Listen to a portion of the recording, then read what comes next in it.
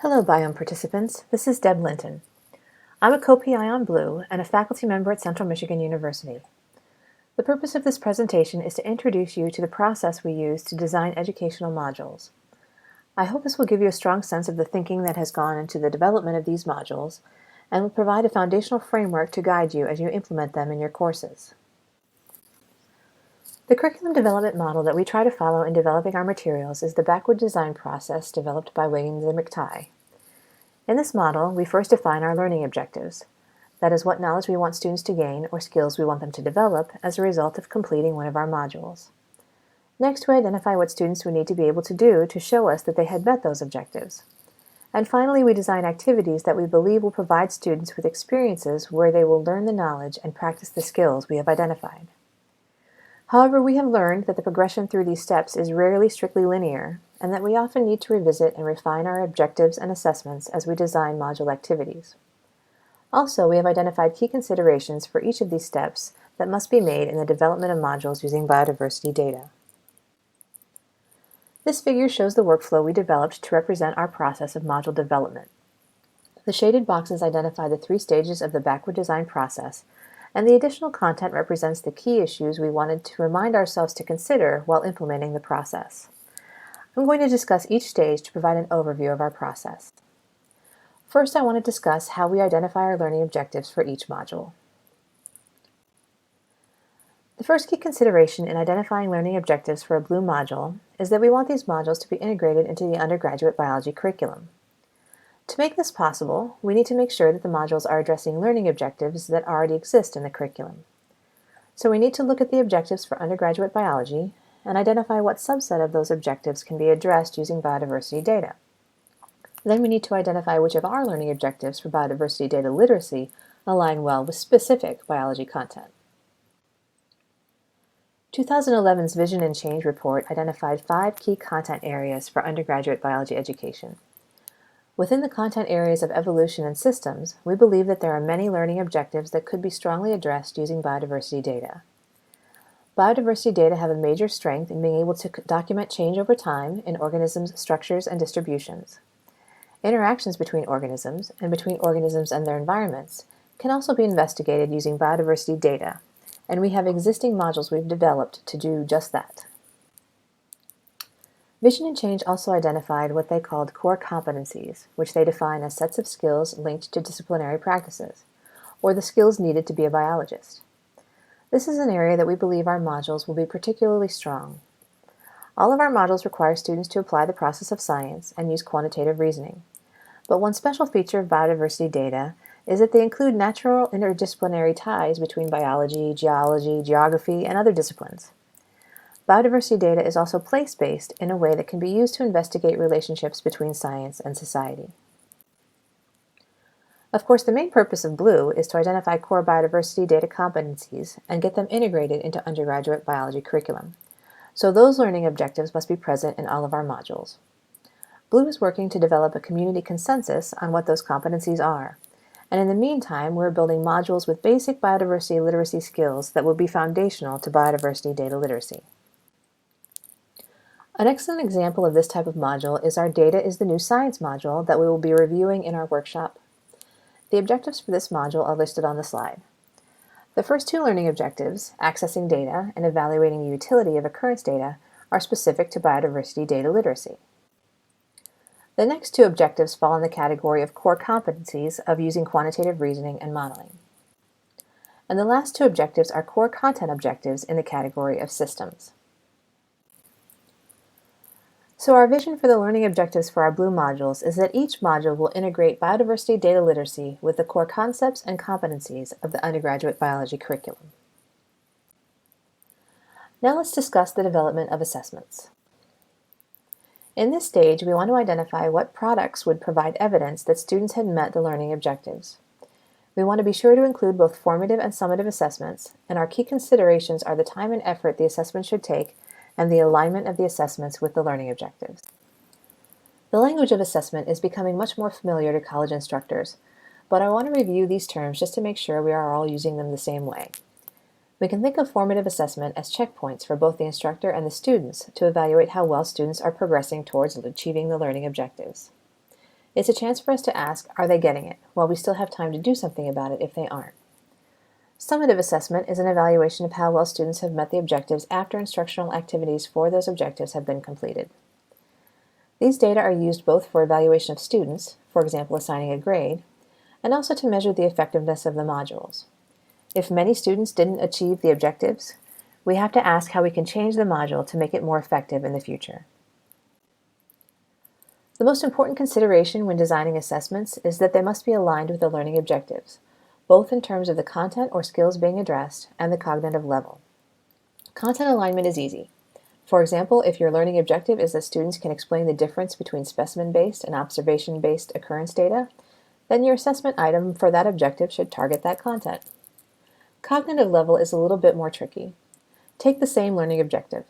Explain the difference between specimen-based and observation-based occurrence data.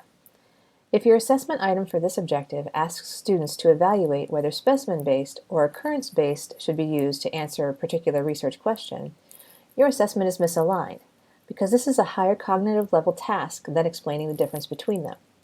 Now, if you're thinking, but wait, I want my students to be able to answer that question about which type they should use, this is where you might want to revisit and refine your learning objectives to make sure that this skill is accurately represented in the learning objectives. One issue that will often arise with cognitive level alignment is that objectives at higher cognitive levels can take more time and effort to assess.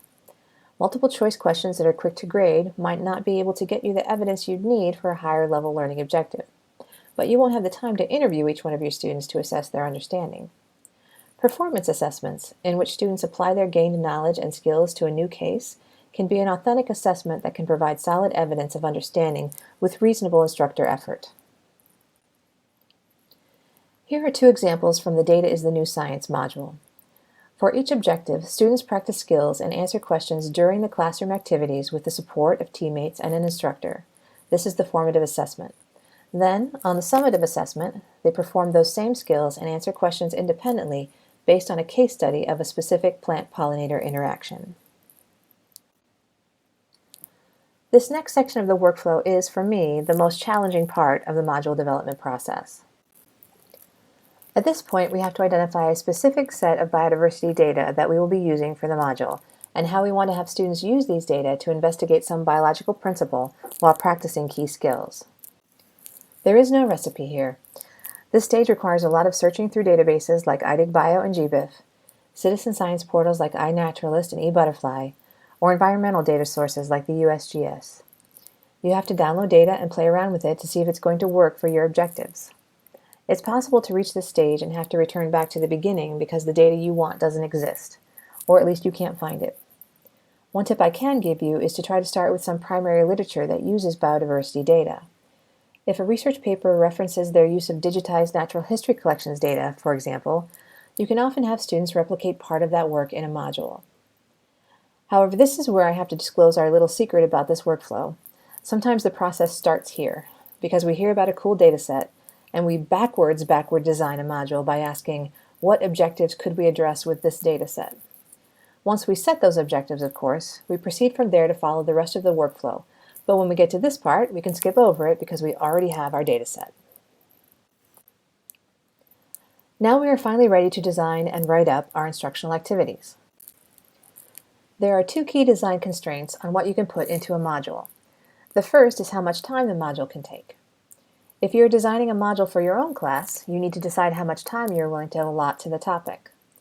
When we are designing modules for dissemination, we try to build in flexibility so that instructors can choose to implement part of a module in a 50-minute class meeting, or all of the parts in a 3-hour lab, for example. A second design constraint is the access to technology. Is there a fast internet connection? Will each student have their own computer? Can the online resources handle the student traffic? Some of these will be implementation issues rather than design issues, but we should still try to keep them in mind as we develop activities. One of the first things you need to decide before beginning to plan the details of a module is what level of inquiry you are shooting for. This table is a nice introduction to levels of inquiry. If we designed a module at the confirmation level, we would provide the question students would be asking, the method they would use to answer the question, and also the answer itself. This is called a confirmation activity. You may have heard some of these called cookbook labs. At a slightly but significantly higher level of inquiry, we provide the question and the procedure, but students have to perform the procedure and figure out the answer for themselves. This is called a structured inquiry. In a guided inquiry, students have to come up with their own procedure for answering the question that we pose. And in an open inquiry, students generate their own questions. Most of our current modules, including the Data is the New Science module, are structured inquiries, but we are also developing materials to support open inquiry using biodiversity data. When writing up the instructions for an activity, we need to consider how the tasks are scaffolded. The first time a student performs a specific task, the instructions need to be fairly detailed. For example, click on the Search the Portal button and enter your species name in the search box. Remember that if we want instructors who aren't familiar with these data resources to use our modules, we have to make sure they are comfortable with the procedures. Also, be sure to include your formative and summative assessments as part of the write-up of the activities. This is an example page from the Data is the New Science module. Notice that we always start by listing the learning objectives for the module. These aren't secret. We want the students to know what is expected of them. Then we have a short introduction. Be careful not to make this too long or students won't read it. The purpose is just to set the stage and frame the story. It shouldn't read like their textbook. They might not even read one this long, but it's there for them to refer back to as needed. Here's another page from the Data is the New Science module. For this module, a user guide for the iDigBio website accompanies this handout, so we don't have as detailed instructions like where to click. It helps to use headers to make it obvious where new activities begin, and numbering or lettering to show where student answers are expected. We do have a module template that we'll share with those of you who might want to develop your own modules and anyone else that would like to have it. And now we are ready to implement the module.